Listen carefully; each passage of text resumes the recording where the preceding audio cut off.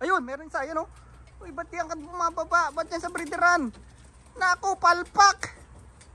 Ba't yan ka sa breederan bumababa? Anong pinagagagawa mo dyan?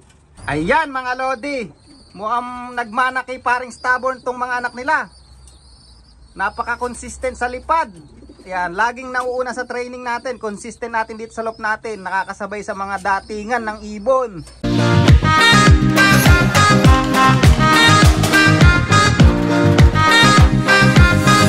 So yun mga kalapatids, nakita nyo na naman yung pagmumukha ko. Yan, kauwi ko lang galing trabaho. And yan, silipin natin kung ilan na ba yung nakauwi dun sa ibon natin from 500 km. From 100 plus kilometer pala yung layo nun sa atin mga lodi. Dito tayo sa loop. Ayan na. So 8 nga yung sinend natin. We send 8 birds and the birds released by 9 AM in the morning o 9:05. Tingnan natin, silipin natin. Ayan mga lodi, sino tong isa na to? Oh, yung kung sino yung nahuli nung nakaraan, siya ang nauna ngayon mga lodi. Ayan oh.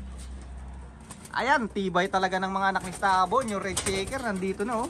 So 1, 2, 3, 4, 5 anak ng 1,200 km. At sa itong magkapatid na to, kulang pa tayo ng ilan pa kulang natin? 1, 2, 3, 4, 5. So kulang pa tayo ng 3 mga lodi. 3 more birds. Wala na ba rito? Ayun, meron isa, ayun oh. Uy, ba't yan ka bumababa? Ba't yan sa breederan? Naku, palpak! Ba't yan ka sa breederan bumababa? Anong pinagagagawa mo dyan? Ito yung isang breed ni Brainslope eh. Tingnan tayo dyan dito.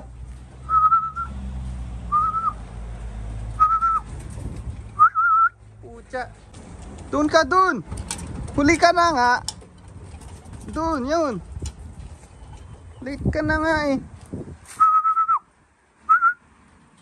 Pasik nun, panik. Pasok. Come on, layo na narating nito ah. Lakas pa eh oh. Naligaw lang to, hindi nakasama sa pagbitaw pero ang galing, meron na tayong 5 sa loob. Come on. Come on, dito. Come on, pasok, pasok. Yan, yan. Yun, dito, dito. Buwisit ka, ba't sa breederan ka pumupunta? Pati tayo yan. Talo na tayo sa race pag ganyan gagawin mo.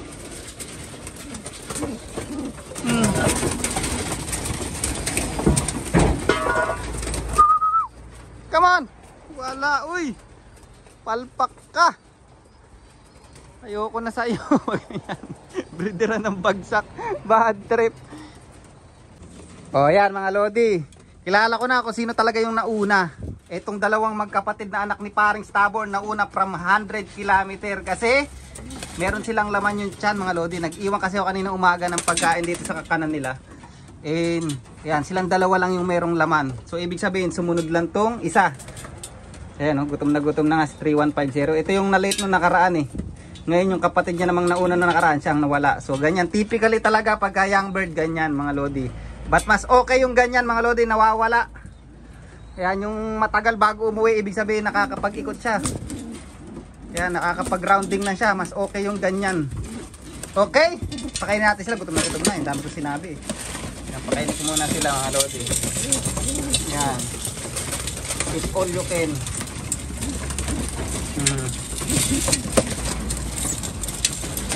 Mamaya naman yung konti malagyan lang yung tiyan kasi hinihintay ko rin yung iba kasi pagka binusog ko ng binusog to, ang tendency magtatabaan yung iba.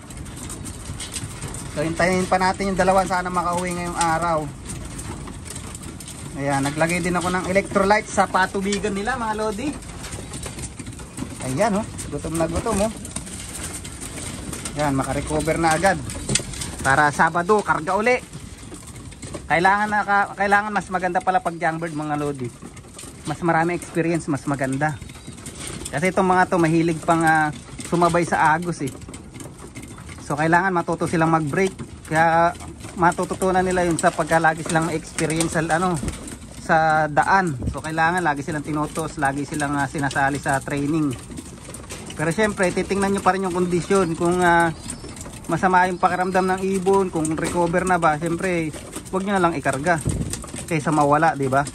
Katulad nito mga to, mga molt pa yung mga yan, ayun, no? Nakita nyo mga leeg, kalbo. But anyway, hintayin pa natin yung iba.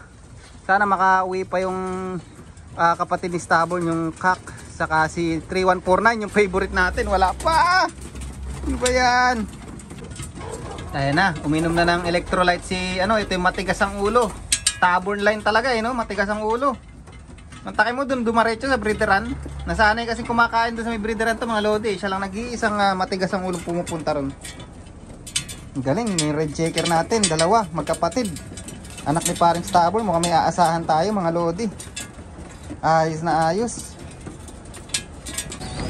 Ayan, si favorite natin mga lodi, si 3149. Yan, hindi ko na na-videoan yung pagbalik niya kasi siyempre mas importante yung pag-recovery kaysa sa pagbibideo mga lodi.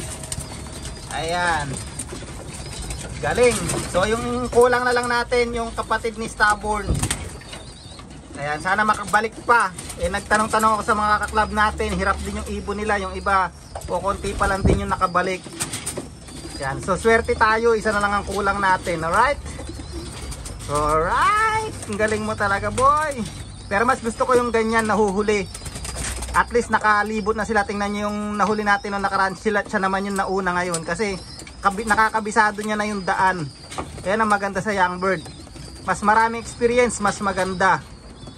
Ayan mga lodi. Mukhang nagmana kay paring Stubborn tong mga anak nila. Napaka-consistent sa lipad. Yan, laging nauuna sa training natin. Consistent natin dito sa loop natin. Nakakasabay sa mga datingan ng ibon. Sana wag magbago yung kondisyon nila at nang may mapakinabangan tayo. Tingnan, namamara ako na oh. Ayan, napakalupit ang Stubborn line natin. Nakakatuwa. Mukhang magpe-perform na maganda tong mga to sa young bird season. Wag lang magbabago yung conditioning natin. Yan. Dire-diretso lang ang laban. At ito yung iba. Talagang kulang na lang tayo ng isa, yung kapatid ni Stubborn na ito, itong breed ni Brainslope. Yan, sana makarating pa siya.